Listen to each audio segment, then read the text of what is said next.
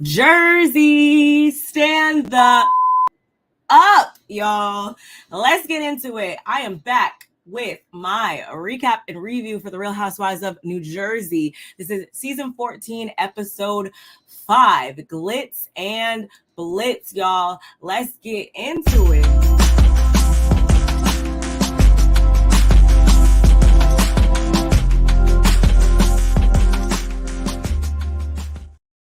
Hello, everyone. It is BarbMeetsWorld. We are back again. I know this is long overdue, but we are back recapping and reviewing the Real Housewives of New Jersey. I am so excited to get back with you guys. I have been missing in action, but we are back, honey. You know, I was on a world tour myself. I had a birthday, I had a graduation.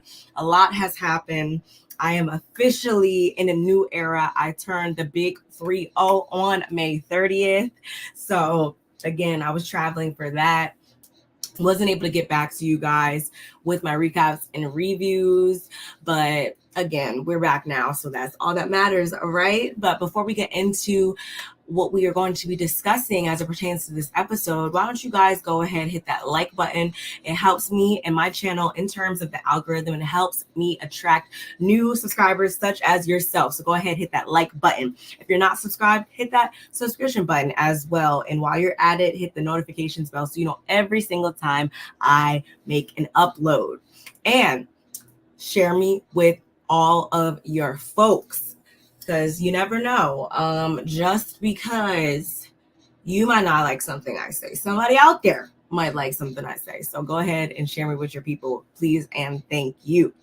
All of my socials are scrolling below in the banner below. So definitely follow me if you like fashion and beauty content. Follow me on Instagram as well as TikTok. And I do have a secondary channel, Barb Meets FBLE, that houses all of my fashion and beauty content, vlogs, travels, all that good stuff. I am going to be doing a travel vlog shortly that I'm going to be posting on my other channel, so make sure you're subscribed over there. And I do live tweet during the episode, so make sure you're following me on Twitter, X, whatever you want to call it. Okay, that was a mouthful. Let's get into it. Don't want to make this too long. This episode, it was aight. I have been seeing a lot of chatter online, y'all. Word on the street is that we are not going to be getting a traditional reunion with this season. It's going to be something different. And honestly, I'm not surprised given the state of this show and how divided the cast is right now. A lot of people are taking that as a sign that this show is going to be either canceled or at least put on a very pregnant pause. I don't know. We're going to have to stay tuned to see what's up with that. But I did catch that tea the other day. So just want to make mention of that. Going back to this episode, though, we begin with Dolores, Frank, and their kids. They're out doing a family dinner. We know that they have always done that for the last 30 years. And if we didn't know that, Dolores is definitely going to remind you. Usually, Paulie and Brittany are in attendance, but they couldn't make it today. So it's just them two and the kids. And while they're chatting, of course, Dolores' living situation comes up for the umpteenth time, y'all. Like, why are we always talk about where this lady is living or what her plans are, or is she getting married or not? Or I don't want to keep talking about it. I don't want to keep talking about it until I see divorce paperwork on the table. And that's because that's the official notice, at least for me, that their relationship is going to be reaching new levels. We don't need to keep talking about it in the meantime. Nothing has changed. I do understand how she would want them to have a house of their own since she is living in his house and the kids are currently living in her house. But again, until I see divorce paperwork, why are you guys even thinking about talking about getting new property or getting property together? I just feel like that's dumb as hell. Anyway, Frank also tells the kids and Dolores his proposal plans. He whips out the ring. It was a very gorgeous ring, and they're already married in real life. So I assume the proposal went well. Good for them. And during the scene, Frank also does like a fake proposal, which I thought was hilarious. And so did Dolores and the kids, because we all know that Dolores is not really the person he's proposing to, but everybody in the restaurant thought it was legit. So they were all clapping and stuff. They were all excited and happy, but it was like joke was on them because that's actually his ex-wife. I thought that was cute, but don't really have much else to say about that scene. Moving on. Rachel, Melissa, and Danielle, they all take their boys for a mother-son day. They go race go-karts, super cute. And once they're done with that, they take a break to eat and chat. And this is where Danielle speaks about Fashion Week. We know that she's going to be featured in Fashion Week, New York Fashion Week, that is, with her brand Bougie Kids. So shout outs to her for that. That's pretty cool if you ask me. So she lets them know that she did invite Melissa, she invited Melissa because last season we saw Melissa kind of take her under her wing and kind of put some of her products in her store and whatnot. So I do understand why she would have Melissa there. She only has a limited supply of tickets, though. I think she only gets 10 tickets. So of course that's not gonna be enough for everybody that she has in mind, all the ladies. So instead, she's going to do a bougie brunch to invite everybody to the week prior. So I was like, okay, that makes sense. Because you already know, Teresa, at least, there's going to be a couple people that once they catch wind of the fact that Melissa was invited to Fashion Week and not them, they're going to have their booty on their back. So I understood that. And Danielle's still kind of in the space where I feel like she's trying to like people please with a lot of people. And if it was up to me, I wouldn't give not one, but that's just me, y'all.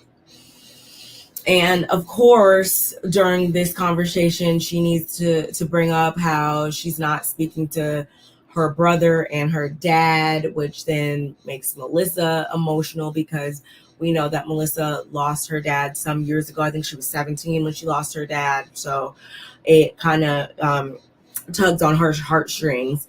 And I understood where she was coming from. But if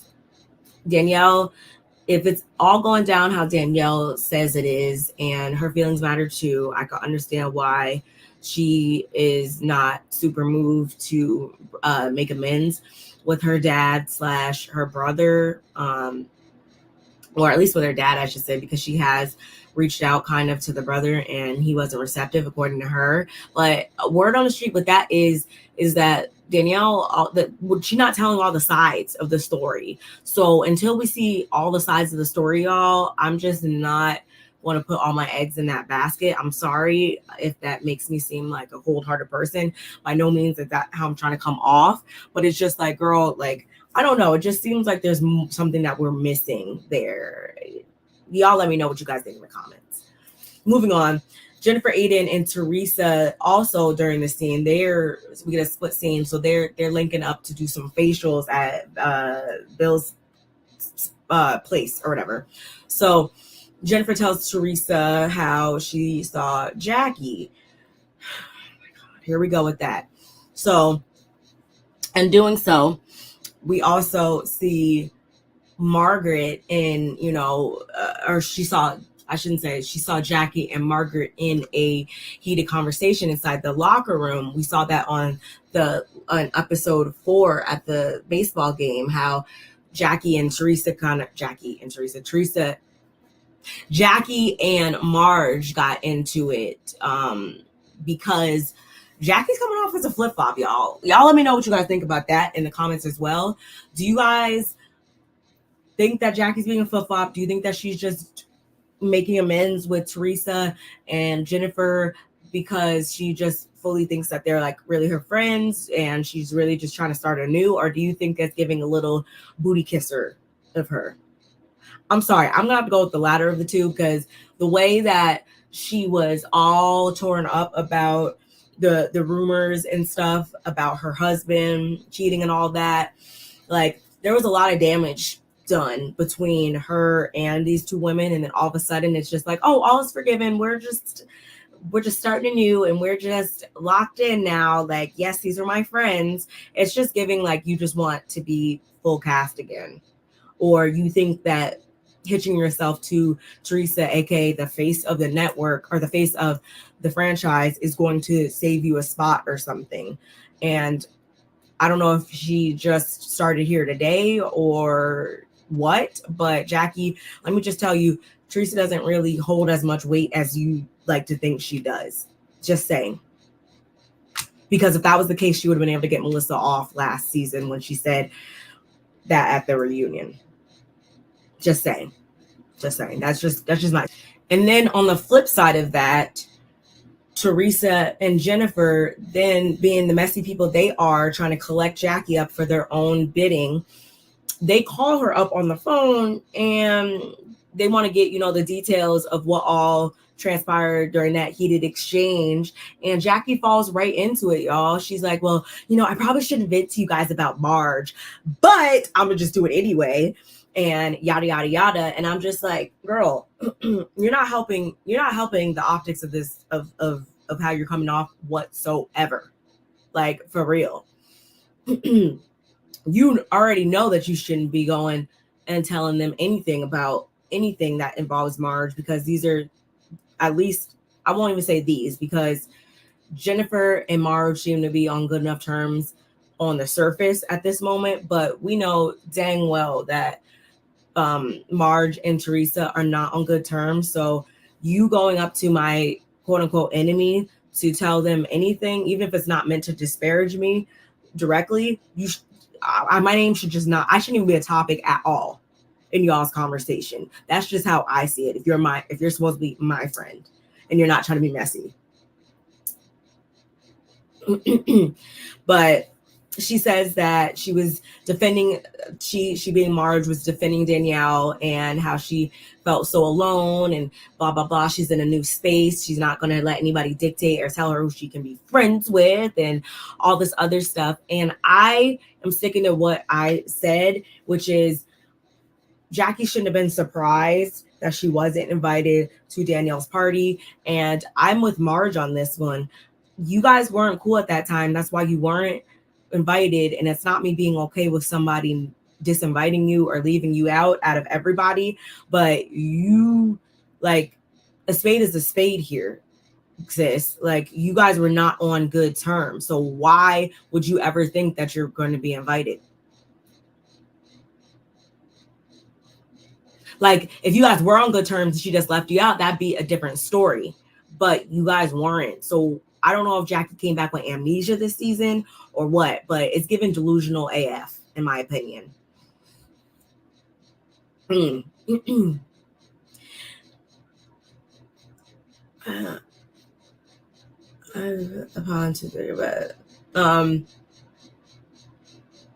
Jackie, she's not trying to be a pawn to their game, but that's really what it's giving, y'all, in my opinion. They're not really concerned about you, Jackie. You're crazy if you think that these two women are just using you to do their bidding, just like they apparently have done with a lot of different people on and off camera. That's word on the street too. And Teresa, then she's like, oh yeah, let me start following her again to Jackie. And I'm just like, girl, you don't really care about being friends with this lady. Like, you don't care. You just want to keep your hands clean while still getting your work done. Anywho, over at Marge's, her and Joe, they're surrounding Marge Sr. because she was recently diagnosed with acacia, I hope I'm saying that right. And she had to get surgery for that. So they're, taking care of her and stuff. And she's rehabbing at their house. And they tell her all of what happened at the baseball game, mainly surrounding Jackie and the bone that she had to pick with Danielle over, only for them to get in a fight over it. So Marge is sticking to her story, though, that she's always defended and supported Jackie, but this time she just doesn't think she's in the right. And I think that that's the real show of true friendship, is when it's easy to agree with somebody, but when you need to tell your friends about themselves or have to disagree about something, that's really the true test of friendship. And those are the type of people that I would like to call friends, the ones that can help me accountable and let me know, and don't just have me out here looking crazy thinking that I'm in the right when I'm really not in the wrong. Because sometimes, y'all, it's hard for us to see ourselves from an outside lens. And I think Jackie's kind of one of those people in this situation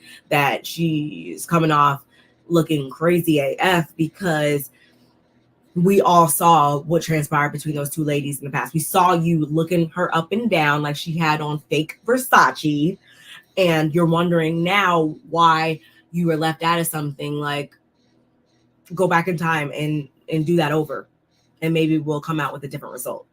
Okay, just saying. And furthermore, Marge also said something that's very important, which is it takes a friend to be a friend, and Jackie hasn't really been showing up for her in that capacity, especially when it was just a 1-year anniversary of Jan's passing, and Jackie didn't reach out to her at all. And the only thing she could say in her defense was, well, did you post about it? Girl, what? Did I post about it?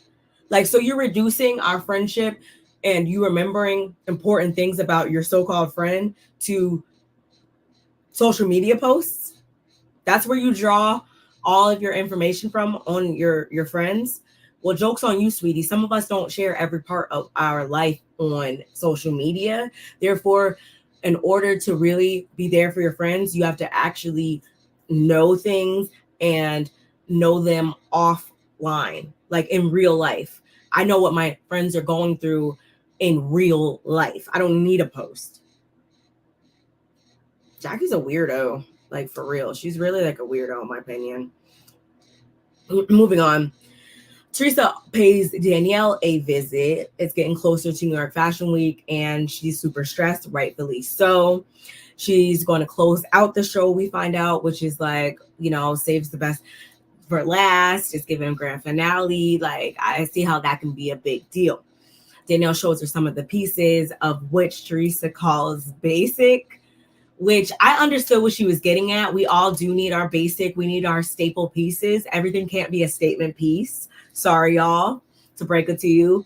But the way that Teresa said it, I could also see why Danielle's like, girl, like you calling it basic? Like, dang, like basic can also be taken in a negative context. So I understood what she meant with that. And Teresa having her background in fashion and all, she's like, you know, she should know that since she's in fashion. I'm like, that was shady.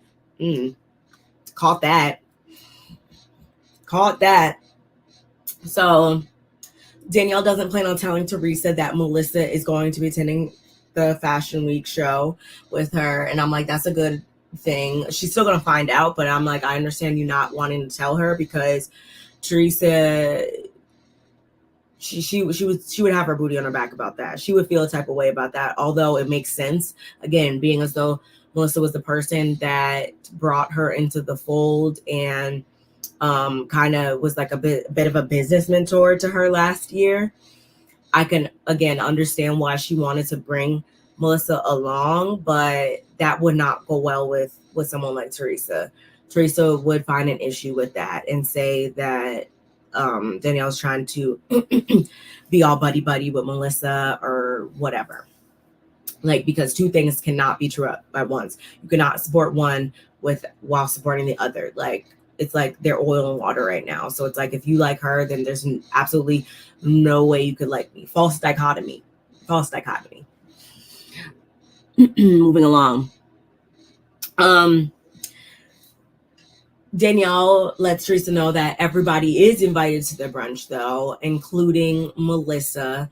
However, she said, if I'm not mistaken, that Jen, Fessler, and Marge aren't going to be attending, though. And Teresa's all like, hallelujah, hallelujah. Thank you. Won't he do it?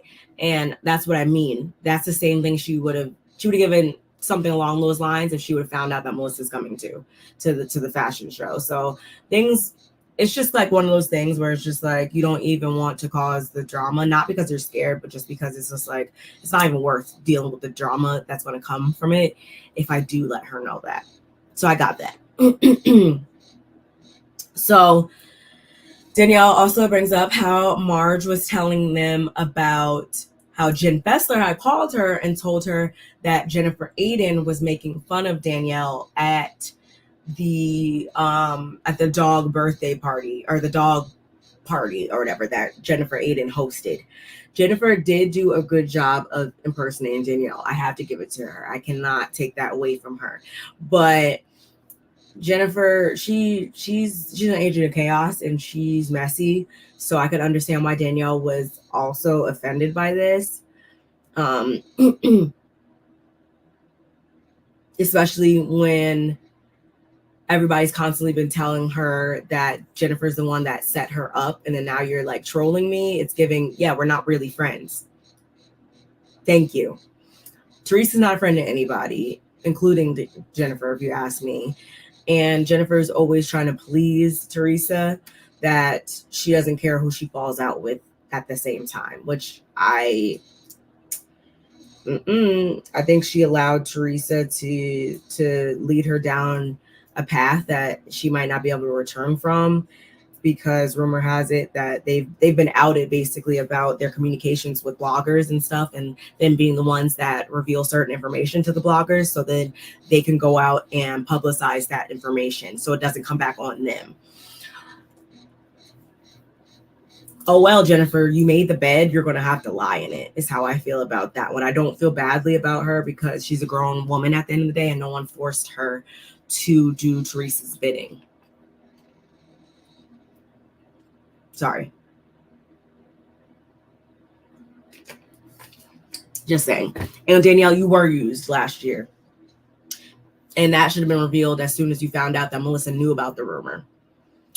Jennifer, she can try to say all day until she's blue in the face that she did it because of Louis and this person and them needing to talk and whatever. But no, Jennifer knew exactly what she was doing when she brought that up. And Danielle, you fell right into it, sweetheart. You fell right into it. It was so easy. We all saw it coming.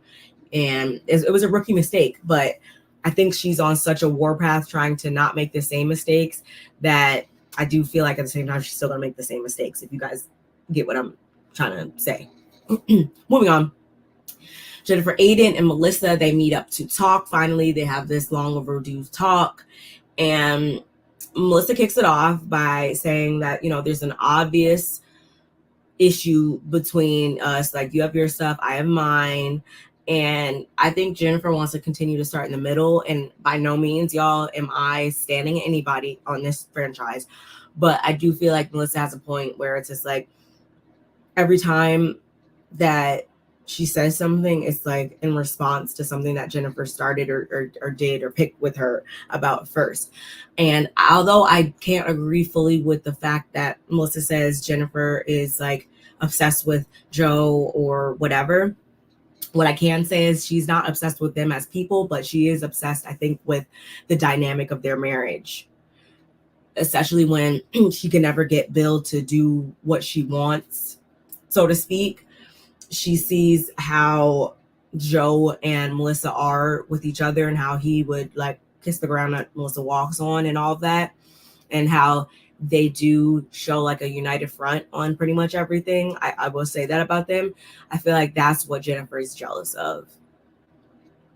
Yeah, I'm sticking by that. I think that's what Jennifer's jealous of, and I feel like Melissa probably picked up on it in this episode, as well as her saying like there's some insecurity there. I could see that too, especially because the whole Bill cheating thing and all that. I could definitely see how that pushes her to react and respond to certain situations in certain ways.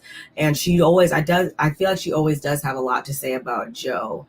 She's the one who's always calling him, didn't she call him a bitch boy and all of that? Like she, and again, I do understand some of where she stands and why she feels the way she does recently, according to what I was told about how they were being nasty AF to Jennifer at BravoCon. I do understand why she was maybe a little apprehensive to talk or feel a way towards Joe.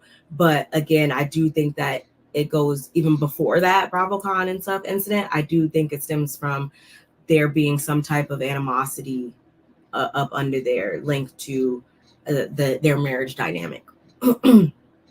So, but Jen, on the other hand, she chalks up her bringing up the rumor and everything to Melissa just being collateral damage when she was just trying to get at Marge. I'm not buying that.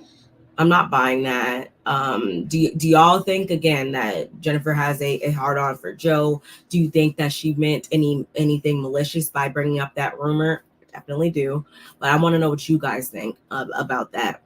Melissa does apologize in the end, and she says, if it seemed as though the olive branch was only meant for Bill and not also you, Jennifer, like it was also meant for you as well. So I do apologize for that. And Jennifer does say that she wants to be good with her and that there's no animosity. We're going to see how long that lasts. I want to see how close Jennifer and Teresa are at the conclusion of this season. So I guess we could say they ended on a positive enough note. Anywho, Jen, Fessler, and Melissa drop by Marge's house. Immediately Jen brings up or calls attention to the fact that Marge is still not seeming like herself. And Marge responds with, marriage was just easier when Jan was around, weirdly enough. We know that they had a unique relationship, although they were divorced. They spoke every day, and she really relied on him when it comes to like stuff with the kids and whatnot. They still were a family unit. So she's like, no one is going to love your kids like their father does. And I feel bad for her because it's like nothing you can do to repair that bond and stuff, and to be of support in this situation. It's just one of those things that's just going to take time. Honestly, it'll only be palatable with time. Truly. I'm not someone that has lost an ex-husband or anything like that, but dealing with loss close to home in my own life, it honestly takes time. Nothing will ever 100% repair it, but you'll learn ways to navigate it to the best of your ability is all I can say. She says that it's also been affecting like her marriage kind of too, and how she's been a little bit bitchy, but she knows it's going to take time. Then we segue into the whole ordeal with her and Jackie. And Marge makes it a point to say, Jackie places so much value in relationships with people that could care less if she keels over tomorrow. And I'm like, yes, that's literally what's happening. And everybody's always saying so many things about Marge and how she's trying to be the friend police and all this. But I'm like, girl, like Jackie's making it so easy. Even if that is what Marge is doing right now, Jackie's making it super easy for her to do that. Like Jackie's making it really easy for someone to say like, girl, you look absolutely insane right now, being all smiley and giddy and happy all in these ladies' faces when they've done some terrible things to you and your family. Let you say it. And there's just certain things, y'all. Again, I'm not wanting to see this franchise or any franchise be any more divided than they already are. But in this case, there's just certain things that are done that there's no coming back from. And I would not be confused if Jackie came back with like, oh, like, I don't have an issue with them or whatever. I just know how to handle them type things. But it's like, you're forgiving and forgetting. Like you can forgive without forgetting, I feel like in this situation, but you want to go ahead and do the whole 9. And I just think that that's making you look like a flip-flop. Gross. Just absolutely gross. And Melissa also tells them about the conversation she had with Jennifer. I don't really have anything to say about that. Moving on to the final scene, y'all, it's the day of the bougie brunch. The dress code was glittery, and Danielle kicks things off with a toast. We're toasting for friendship. Yeah, that's definitely something that's lacking a lot in this group, but I'm gonna let you get that one off, girl. Dolores tells them about Frank's fake proposal. Don't really care about that. And again, we are brought back to the subject of Paulie proposing to Dolores.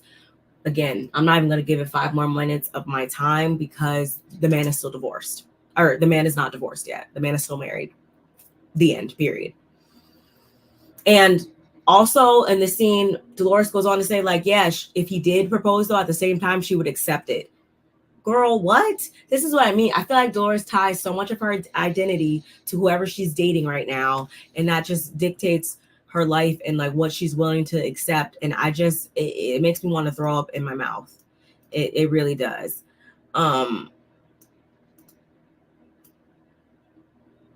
So everything else she said prior to this doesn't fucking matter. It really doesn't, because in the end, whether he be divorced or not divorced, she's still willing to be all in no matter what type of time he's on. And I don't agree with that. I don't. And I want them to stop asking her once again. Danielle also decides that this is the time she's going to bring up how Jennifer supposedly was making fun of her, or not even making fun of her as much as how she brought up someone to the party that talked ish about her, and that's someone being Lena, the hairdresser. And Jennifer does admit that it was Lena, which only further solidifies the fact that they allowed this nobody's, quote unquote, to come into the group and talk poorly on someone who is actually in the group, which, if you guys roll that scene back from last episode, that's exactly what it was doing. Jennifer was trying to make a moment about something, and I don't care if she says that Lena is a part of this group. Girl, hush. She wasn't a part of this group as much as Danielle was, so I'm not understanding why she needed to bring that up and there was no resolve to it. It was just Lena saying her side of things and leaving with the ladies with a bad taste about Danielle in their mouth. We see what you're doing, Jennifer. We're not stupid. We see it. You're caught red-handed once again, causing issues. And then we have Teresa jumping in and say, like, well, I don't know what you have with her. I don't know what you guys did, because, you know, Teresa's never going to go to bat for anybody else. She's only going to have issues if somebody doesn't agree or isn't on her side with things. And I hope Danielle knows that these are not her friends. They keep giving her more and more examples of why they are not really friends like that with you. They don't mean you any well, sweetheart. So I hope this is the last time that you be all smiley up in their faces, thinking that they're going to have your back when it's time to have your back, because they did not in that scene.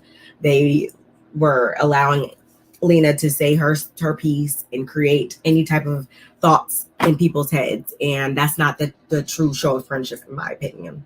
Sorry. I will say Jennifer does do a really good impression of Danielle, though. She really does, y'all. She really does. She really does.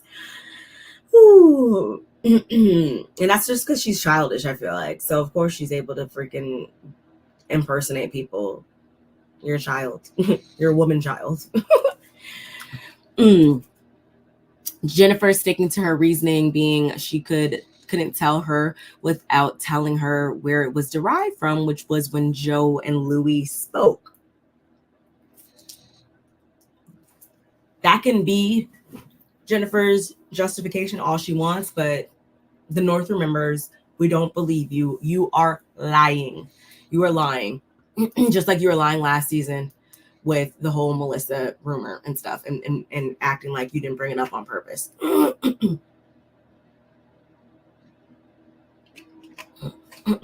So Danielle at this point, she's like, okay, so like, did you two set me up? And they're just like, huh? Teresa believes Marge and Melissa are the ones that are in Danielle's ear, and this is all Marge is doing. And I'm like, I feel like the same way with you, where you're in Danielle's ear, you and Jennifer trying to paint your own narrative and stuff like that, and you only have an issue with her when she sees things from the other ladies' perspectives. That's the only time you guys have an issue with anything that she says or does. And as if they didn't already have the conversation on the phone, y'all. Like, As if they didn't already have this conversation. I'm not understanding why Jennifer took it upon herself at this moment to ask Jackie what the drama between her and Margaret was. Again, this is just her trying to make a moment and cause issues between stuff and make Marge come from Marge once again, even though at this time, Marge and her were supposed to be on good terms.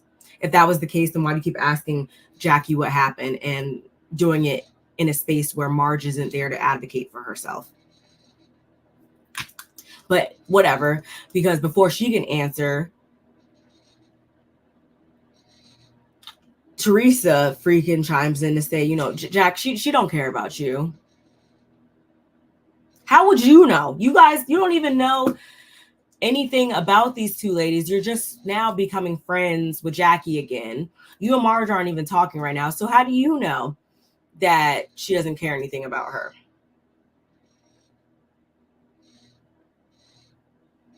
It's easier for us to think that you don't care anything about her because that's what we've seen up until this point.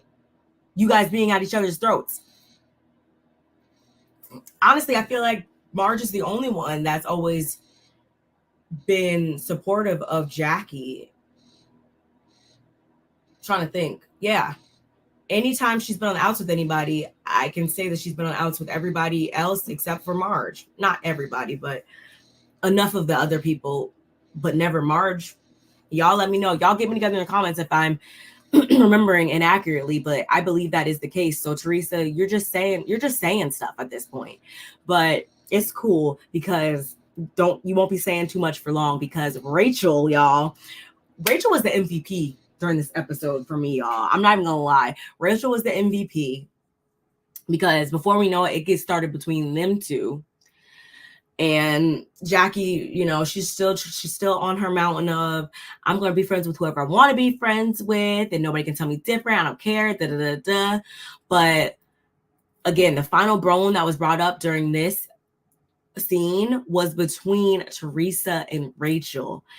And Rachel's whole thing is, you know, if any exes can talking, it's Louis. And that's what we've heard as well. Sorry, y'all remember Louis? Y'all need me to play the clip. Y'all forgot who Louis is? That Louis. Just need to make sure you guys remembered who we're talking about. Yeah, him. I'm sure a lot of his exes would have something to say because he seems weird and crazy.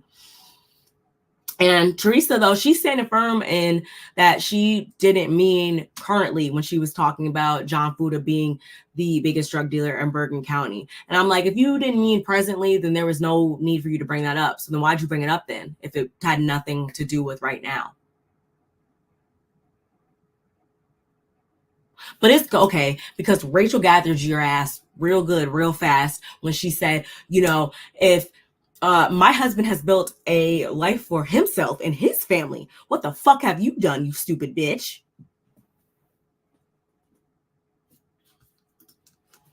Do I have a...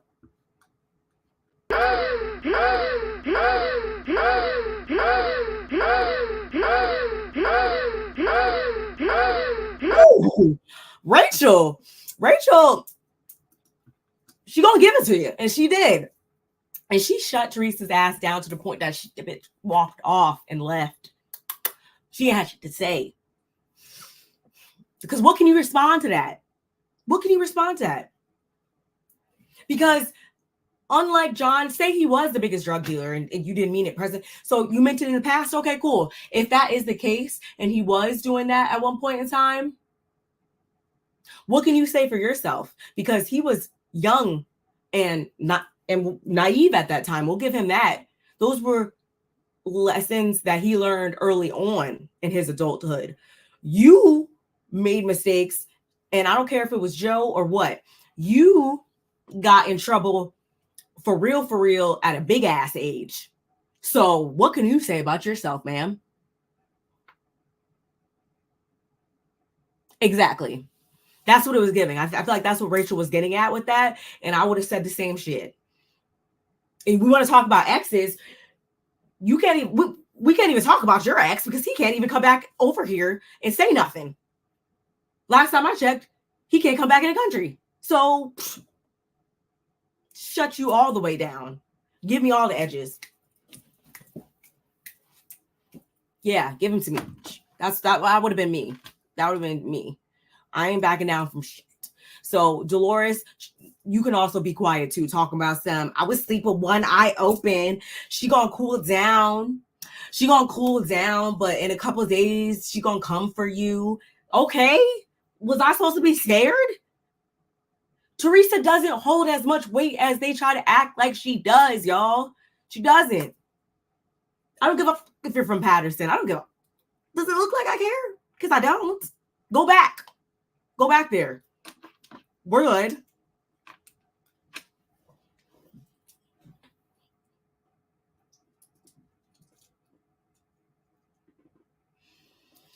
But like I said, Teresa leaves because she has to go to her daughter's volleyball game.